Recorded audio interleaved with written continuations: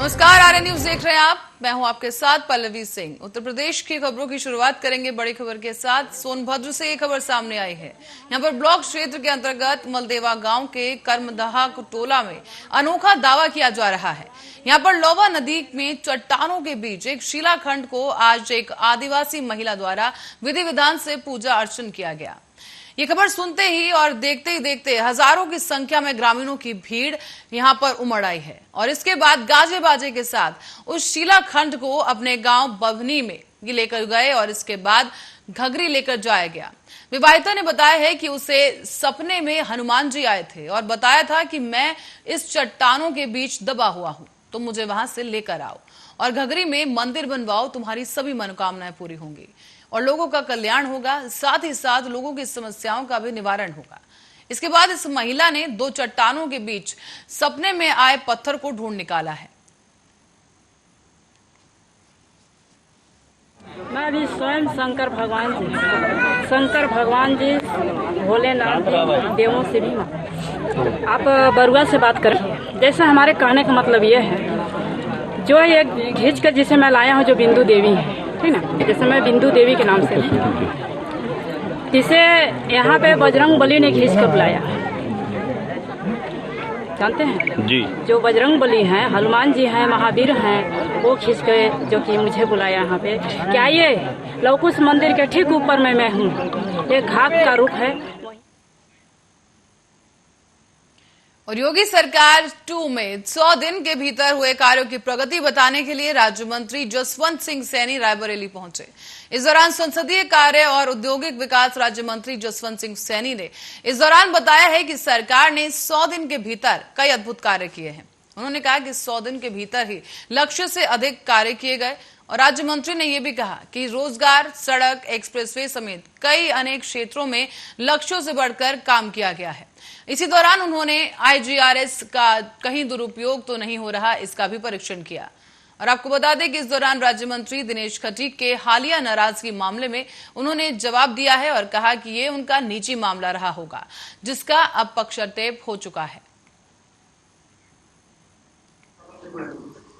वो आज 6 बिल्डिंग और उसके बनने से बस क्षेत्र के अंदर और लोग विकास भी होगा।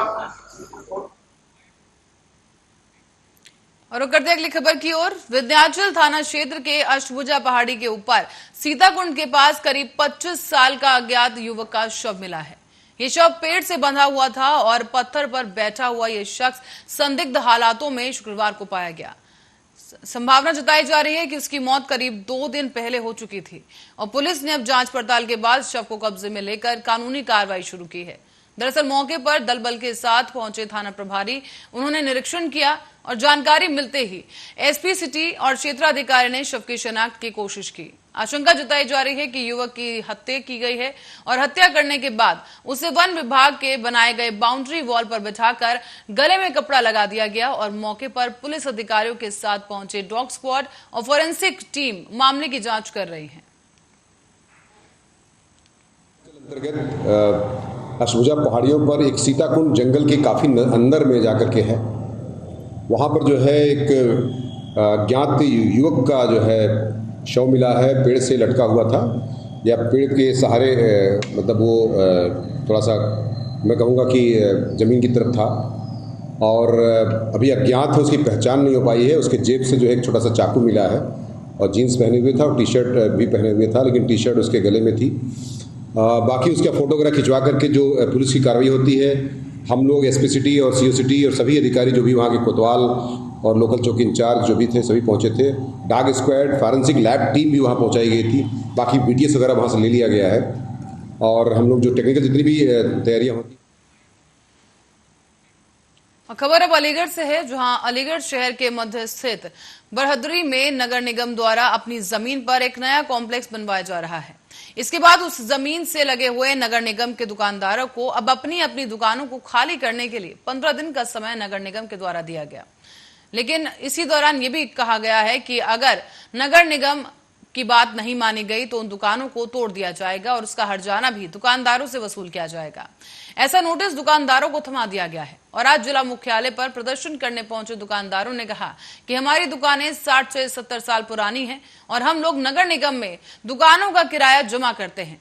एकाएक आदेश दे दिया गया है कि अपनी दुकानों को 15 दिन के भीतर खाली करो, वरना नगर निगम द्वारा दुकानों को तोड़ दिया जाएगा और उसका हर्जाना भी दुकानदारों से ही वसूल किया जाएगा।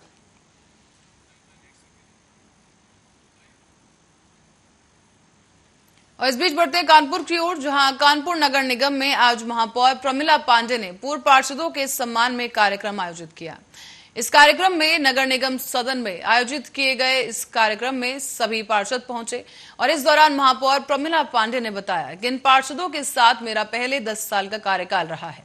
जब से हमने नए कार्यालय को बनवाया है तभी से हम इन वरिष्ठ पार्षदों के सम्मान को करना चाह रहे थे और आज हमने इनका सम्मान किया है। ये सभी वरिष्ठ पार्षद हैं और इन सभी की नगर निगम में एक फोटो करवाकर नगर निगम परिसर में लगाई जाएगी।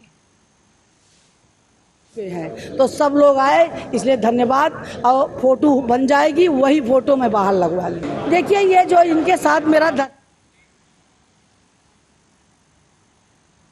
और उत्तर प्रदेश में राष्ट्रीय लोक दल अपने कुंभे को बढ़ाने में लग गया है। संगठन का विस्तार और सदस्यता अभियान में शामिल होने के लिए अयोध्या पहुंचे राष्ट्रीय लोक दल के प्रदेश अध्यक्ष रामाशीष राय ने सरकार पर बड़ा आरोप लगा दिया है। प्रदेश में कानून व्यवस्था पर सवाल उठाते हुए विभागों में ट्रांसफर को लेकर मंत्री द्वारा अपने ही अफसरों पर भ्रष्टाचार लगाने को लेकर सरकार पर सवाल उठाया गया। रालोद के प्रदेश अध्यक्ष रामाशीष राय ने कहा है कि सरकार की जीरो टॉलरेंस नीति का पर्दाफाश हो गया है और प्रदेश के मंत्रियों ने अपने ही अफसरों पर ट्रांसफर को लेकर भ्रष्टाचार की शिकायत की, जो कि काफी शर्मनाक है।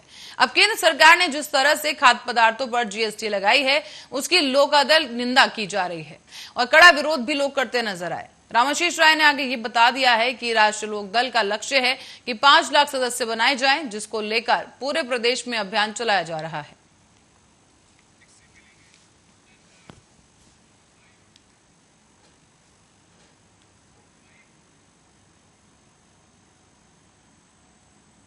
और इस बीच नेशनल हेराल्ड मामले में ईडी द्वारा सोनिया गांधी से पूछताछ के मामले पर अयोध्या में कांग्रेसियों ने केंद्र सरकार के खिलाफ जमकर प्रदर्शन किया है।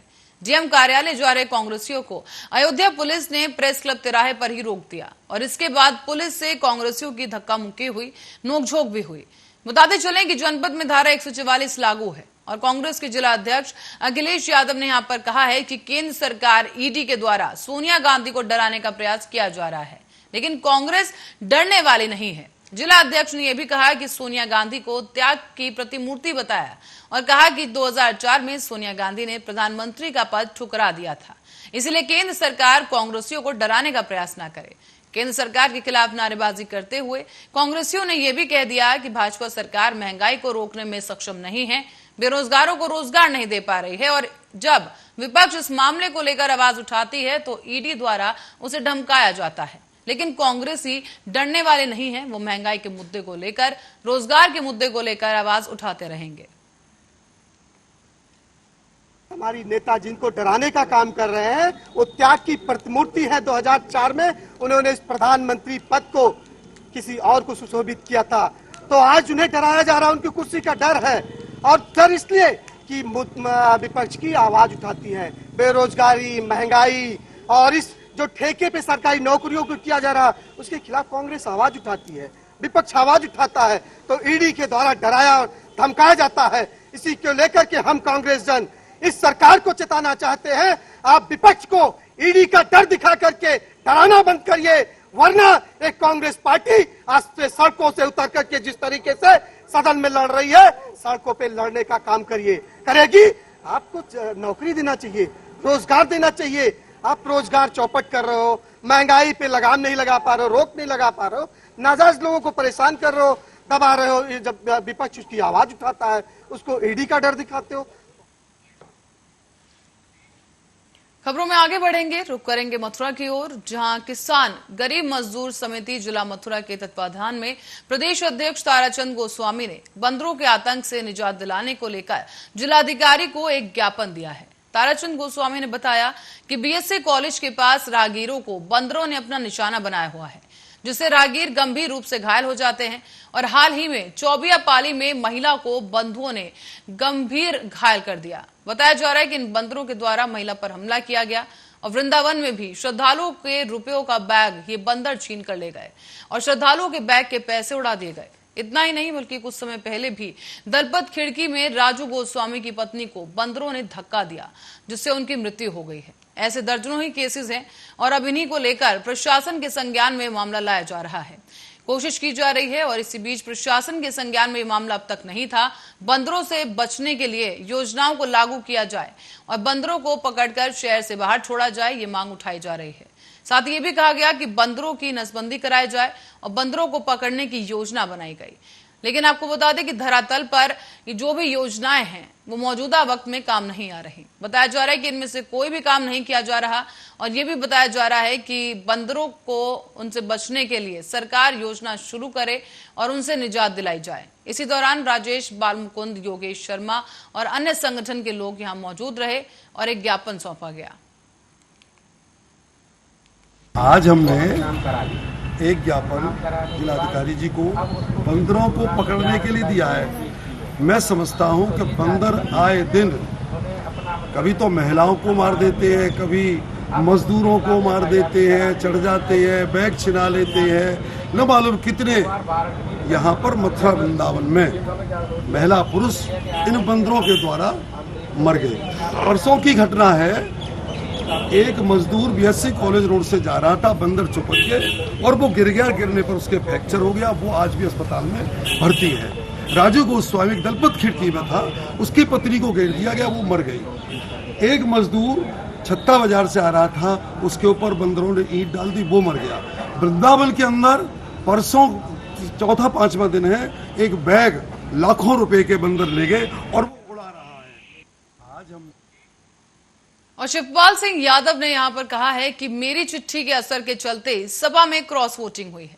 दरअसल गौरतलब है कि नेताजी के बारे में यशवंत सिन्हा के एक पुराने बयान को लेकर शिवपाल ने सपा विधायकों से अपील की थी। शिवपाल ने कहा था कि द्रौपदी मुर्मू जी से समय लेकर मिलूंगा और द्रौपदी मुर्मू के राष्ट्रपति चुने जाने पर उन्होंने बधाई भी दी है। अब गौरतलब है कि शिवपाल सिंह यादव ने कहा था कि विपक्ष के उम्मीदवार यशवंत सिन्हा ने नेताजी मुलायम सिंह यादव पर आरोप लगाया था कि वो आईएसआई के एजेंट हैं। हम उन्हें कभी भी समर्थन नहीं कर सकते और सपा के कट्टर नेता नेताजी के सिद्धांतों का पालन करने वाले ऐसे आरोप लगाने वाले उम्मीदवार का कभी समर्थन नहीं करेंगे। इस दौरान उन्होंने अखिलेश यादव को भी अपने फैसले पर विचार करने के लिए कहा था। इस पर अखिलेश यादव ने कहा कि भाजपा ने हमेशा ही नेताजी को अपमानित किया है। उधर अखिलेश यादव ने भाजपा पर बड़ा आरोप लगाते हुए कहा कि भाजपा ने चाचा शिवपाल सिंह यादव से चिट्ठी लिखवाई और फिर उसे वायरल करवा दिया गया। अब आपको बता दें कि शिवपाल ने अखिलेश यादव को लिखे पत्र में कहा था कि यशवंत सिन्हा ने नेताजी मुलायम सिंह यादव को आईएसआई एजेंट कहा था, इसीलिए उन्हें समर्थन देने पर विचार करें।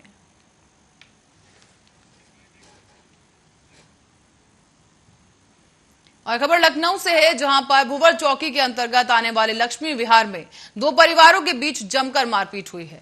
घर के सामने नाली पर से गुजरने के लेकर यह झगड़ा शुरू हुआ और इस झगड़े में एक दूसरे पर लाठी डंडे चलाए गए। इससे आपको बता दें कि नासिर अली और उसकी बेटी और उसका एक नाबालिग बेटा अनस गंभीर रूप से घायल हो गए हैं। दोनों पक्षों की तरफ से एक दूसरे के खिलाफ थाने में तहरीर भी दे दी गई है। हमारा नासिर अली नाम है। हमारी बिटिया पानी चीनी लेने गई थी, वहाँ से हमारी बिटिया आ रही थी तो उसकी नाली पर से निकल पड़े। उन्होंने जो है लाठी डंडों से लेकर सबको मारने लगी। जब हम घर से निकले तो हमारे विवाद दिया, बहुत खून खच्चर बह रहा। शमशाद, साइमा और उनकी जो है जमीला और अजीब, 4 लोगों ने मारा। हमारे यहाँ हमारे बेटे को आई है और बीवी को आई है, बिटिया को आई है, सबको आई है। 7 बजे की घटना है। हाँ दिया, मैंने जो है पारा थाने गए, वहाँ हमको बैठाने रहे। वहाँ से तब उन्होंने कहा कि ठाकुरगंज थाने जाइए, तब हम ठाकुरगंज थाने चले। अब हमने दिया है यहाँ पे कार्रवाई यहाँ थोड़ी बहुत हो रही है। अभी देखो क्या नाम है आपका? यास्मीन। ये आपके चोटें जो आई हैं, क्या हुआ है, कैसे हुआ है?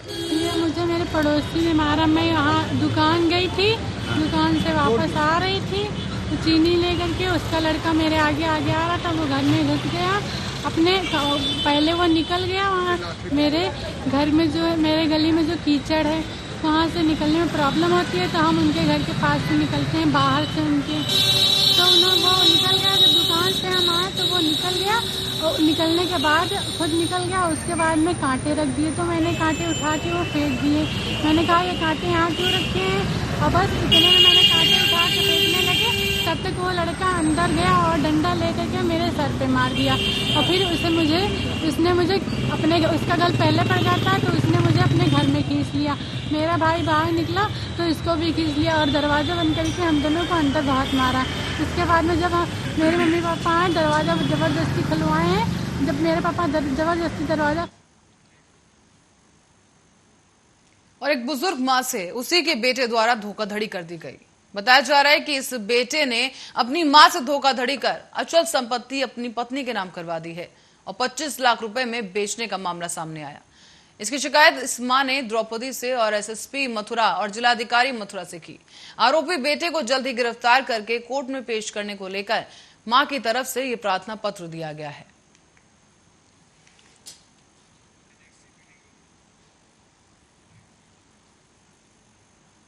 और इस बीच चुनार थाना पुलिस ने 21 लाख की हेरोइन के साथ 3 तस्करों को गिरफ्तार कर लिया है। इन तस्करों के कब्जे से 200 ग्राम मादक पदार्थ जब्त किया गया है। साथ ही पकड़े गए आरोपी चुनार थाना क्षेत्र के ही निवासी बताए गए। इन्हें रामघाट मंदिर के पास से गिरफ्तार किया गया है। और आपको ये भी बता दें कि चुनार पुलिस की सतर्कता और मुखबिर की सूचना पर यह गिरफ्तारी की गई। बताया जा रहा है कि सटीक जानकारी के चलते मादक पदार्थ की तस्करी में लगे 3 युवकों को गिरफ्तार किया गया। थाना प्रभारी कांस्टेबल और लाल दरवाजा तिराहे पर ये मौजूद रहे, जहां मुखबिर की सूचना पर रामघाट मंदिर कस्बा के पास से इन आरोपियों को धर दबोचा गया है, जहां इनके पास से 200 ग्राम हेरोइन बरामद की गई, जिसकी अंतर्राष्ट्रीय बाजार में कीमत 21 लाख रुपए बताई जा रही है। जनपद मिर्जापुर में अपराधियों के खिलाफ और खासकर नशे का कार्य करने वाले अपराधियों के खिलाफ जो अभियान चल रहा था, उसमें थाना चुनार टीम को बड़ी सफलता हाथ लगी है। 200 ग्राम हेरोइन, अनुमानित कीमत 21 लाख रुपए, ये पकड़ा गया है। और साथ ही साथ 3 अभियुक्तों को गिरफ्तार किया गया है। लल्लू उर्फ प्रदीप गुप्ता, सनी राही और शीतल, इन सबको गिरफ्तार किया गया है। और भविष्य में भी नशे के खिलाफ इसी तरीके से जो कार्रवाई है वो चलती रहेगी। इसमें टीमें लगाई गई है ये भी पता करने के लिए कि इसमें अगर और भी लोग शामिल हैं, जो लोग इस तरीके का हेरोइन, गांजा इत्यादि का कार्य करते हैं, तो उनके खिलाफ भी कार्रवाई की जाएगी। फिलहाल 200 ग्राम हेरोइन, अनुमानित कीमत 21 लाख थाना चुनार के द्वारा पकड़ी गई है और भविष्य में इस तरीके से। अगली खबर आगरा से है, जहां बेखौफ बदमाशों ने लूट की एक वारदात को दिन दहाड़े अंजाम दिया। इस वारदात को देखकर सभी हैरान हैं। बता दें कि एक कोरियर कंपनी के कर्मचारियों को उन्हीं के कार्यालय पर बंधक बनाकर इस लूट की घटना को अंजाम दिया गया है। दिन दहाड़े बीच बाजार में 4 बदमाशों ने इस वारदात को अंजाम दिया। और आपको बता दें कि इस बीच एडीजी, आईजी और एसएसपी और एसपी सिटी समेत थाने की तमाम पुलिस फोर्स मौके पर पहुंची। ये पूरा मामला आगरा के कोतवाली थाना क्षेत्र के रावतपाड़ा का बताया गया। दिन में 2:15 बजे एक व्यक्ति, जो पीड़ित व्यक्ति था, वो थाने कोतवाली पर आया और उसके साथ 2 लॉयर्स भी थे। और उन्होंने बताया कि इस तरीके से उनकी दुकान यहाँ पर कोतवाली क्षेत्र में गली है, पीपल मंडी, पीपल वाली गली, पीपल मंडी जो भी है ये, यहाँ पर 4 व्यक्ति आए थे और आकर उन्होंने तमंचे की बल पर पैसे लूट लिए। यहाँ पर जब उन्होंने अपना देखा, हिसाब किताब देखा और यहाँ पर जब आकर देखा गया, बात की हुई है, तो उन्होंने बताया कि टोटल करीब 40 लाख रुपए की लूट हुई है। तो इसमें सभी अधिकारी यहाँ पर आ गए हैं और जो आगे की पुलिस की कार्रवाई है उसमें कई टीमें बना दी हैं। तो अलग अलग टीमें अलग अलग कार्य कर रही हैं और इस घटना को। और इसी खबर के साथ ही बुलेटिन में फिलहाल के लिए इतना ही। आप बने रहे हमारे साथ, देखते रहे आर्या न्यूज।